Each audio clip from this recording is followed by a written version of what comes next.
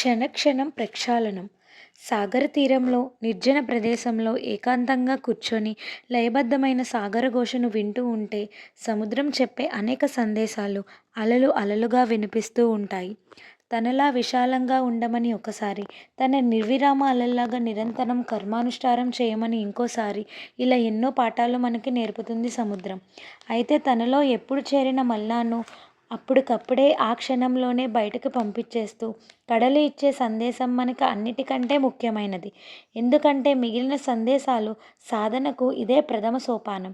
సాగరంలో మనము అనుక్షణం ఆత్మ ప్రక్షాళనం చేసుకుంటూ ఉంటే జీవనయానం పూర్ణ వికాసంతో పడిపడి ముందుకు సాగుతుంది. అంతరంగం ఆనంద సాగరం అవుతుంది. అవతార పురుషులు జీవన్ముక్తులు మనసు నిత్యశుద్ధంగా ఎప్పుడూ చేసుకుంటూ ఉంటారు. దానిని ఏ మలినము అపరిశుభ్రం చేయలేదు.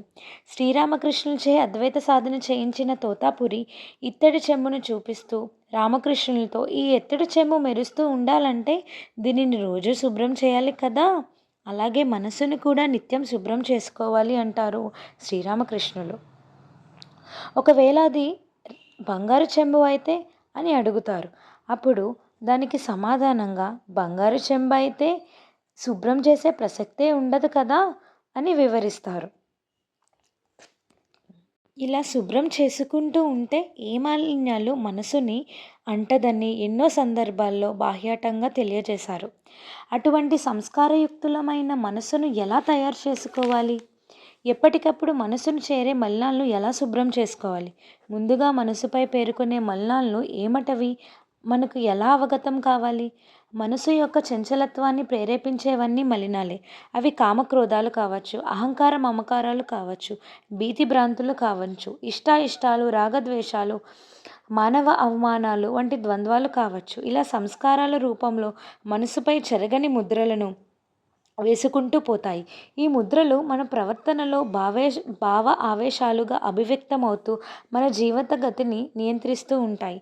అందుకే వివేకంతో ఎప్పటికప్పుడు మనసు నుండి మలినాలను తొలగించుకోవడం నేర్చుకోవాలి. సముద్రంలా మనసుపై ముద్రలు పడకుండా జాగ్రత్త పడాలి. అందుకే మన సంస్కృతి దీని కొరకు దైనందిన జీవితంలో అద్వితీయమైన ప్రక్రియలను ప్రతిపాదించింది. మనసును క్షణక్షణం ప్రక్షాళనం చేసుకునే జీవన విధానాన్ని నిర్దేశించింది.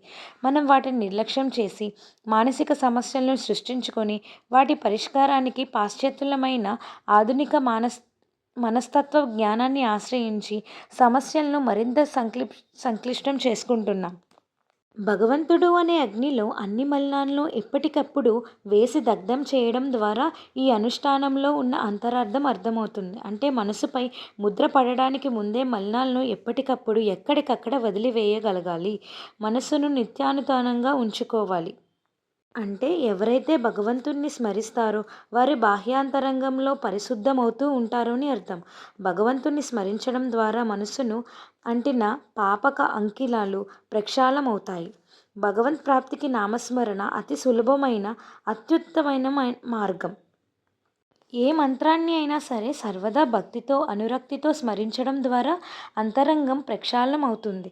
అందుకే నిరంతర నామస్మరణను అలవాటు చేసుకుంటూ జీవితాలను అనుక్షణం ప్రక్షాళన చేసుకుందాం.